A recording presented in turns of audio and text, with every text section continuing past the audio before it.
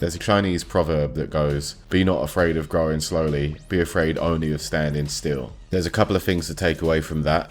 One is you're not going to see results instantly, or not massive ones. You'll probably see the ones you're looking for. And two, you just got to keep at it. If you don't keep at it, then you'll not reap what you've sown. This has been pretty much perfectly reworded by one of my favourite players, Hayatei. He says, 0.1% better every day's boys. And what he means by that is, if you just keep coming back and you keep getting 0.1% better every time, eventually you're just going to become a god. Not only is this philosophy powerful in gaming, it's also pretty powerful in anything you do in life. There's something you're trying to be good at and you just break it down into 0.1% increments of improvement. As long as you're consistent, you will become ridiculous over time.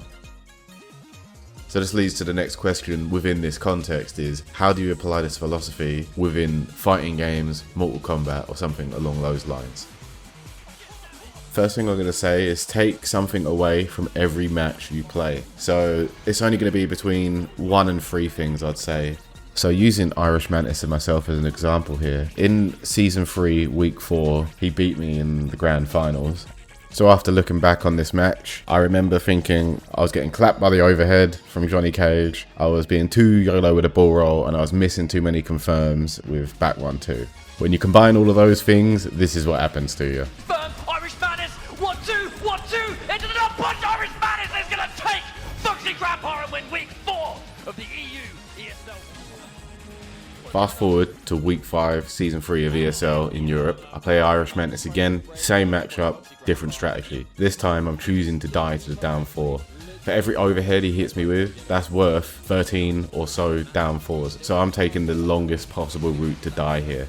By doing this, it takes him off of his stronger option, which is the overhead, and forces him to start grabbing me, which will send me full screen, allow me to restart my game, which is a plus for me. So he grabs me, it's my advantage in theory, and also he'd have to hit me with 50 odd down 4s to win a round, which is, it's not really likely to happen. You're going to have to come off of that down 4 at some point. So this is just an example of how changing something minor can have a major difference. All I'm doing is eating down 4s and attempting to confirm my back 1-2s better, and yeah, that's it.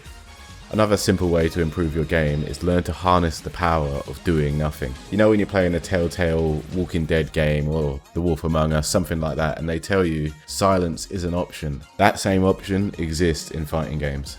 So I've got an example of Problem X versus Justin Wong here. Both of these players are world-class, top-tier, lame players, right? So in this match, literally whoever takes the first bit of chip could possibly lose the round. So that shows the importance of doing nothing, because if you do something and you eat that chip, you might not ever get that opportunity again. In the context of playing your ranked games against 420 6'9 elite weed smoker Scorpion, the same rule applies. I think it even applies more against worse players because they don't have the patience to make the right decision as well. So you'll be playing against these Scorpions, they're going to be teleporting, they're just handing themselves on a plate to you. Having even just that little bit more patience than the next guy is quite often enough to decide who wins. Doing nothing, when combined with understanding where to stand, so your positioning becomes even more powerful, because then you just do nothing in a space where they feel like they can do anything. You want him to do you so much you could do anything? All you'll need at that point is knowledge on what your whiff punishing button is and what your punish on block button is, and then you're good to go. Understanding risk reward can be really simple or really in depth. Basically, you just want to do what is your powerful option with the minimal risk to you and force them into their weaker options with maximum risk to them. If we take Baraka and Noob Saibot here as an example, Baraka doesn't have a threatening game mid-screen, so when you're mid-screen against him, take the throw. If he hits you, he's taking near on 40%. Whereas if he throws you, he's going to send you back out of his effective range into a stronger position, just like I was saying before, and then you can reset the match back into playing on your terms. So the idea of understanding risk reward like this is you want to play to force them to beat you. You don't want to always try and disrespect what they're doing. You might get away with some disrespect here and there, but ultimately it's a losing strategy. Always play the game expecting the opponent to come correct. A fool dies to his own disrespect. It's basic risk reward. Just choose to die slow, and in doing so, the opponent will be forced into their worst options and play in a way that they don't want to have to play.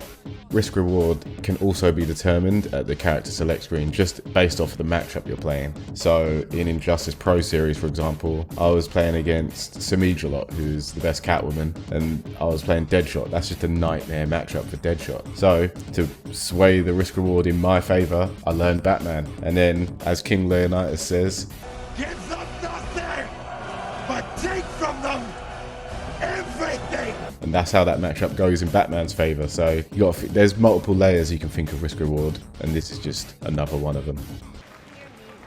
I would be actually flabbergasted if he brings this back. Who respected the wake up. There's a throw. He needs about 19 more of those. The wake up slide! So disrespectful. Back 2-3, and that is it. Boxy Grandpa moves. The final point I'm going to bring up on that ways to improve is forget your ego. All of this is meaningless. It doesn't matter if you go into Combat League or ranked or whatever you're playing, whatever game you're doing, whatever endeavor you're doing in life.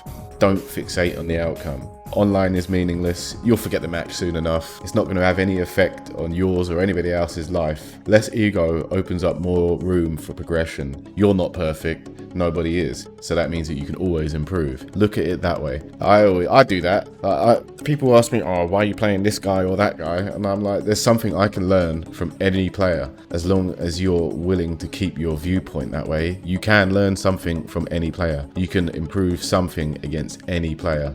Skill is just building blocks on top of what you previously learned and improved upon. So if you allow ego to dictate what you're doing, you're lowering the ceiling of where you could potentially reach. Just don't be a dick, pretty much. Thank you all for watching the video. If you like it, of course, leave a like. Don't forget to subscribe. If you got anything to add to the conversation, just comment, let me know. Like I said, isn't it? You can learn something off of anybody. So if you got something to add, feel free to. And yeah, see you in the next one. Washige is going to be dreaming about that tonight.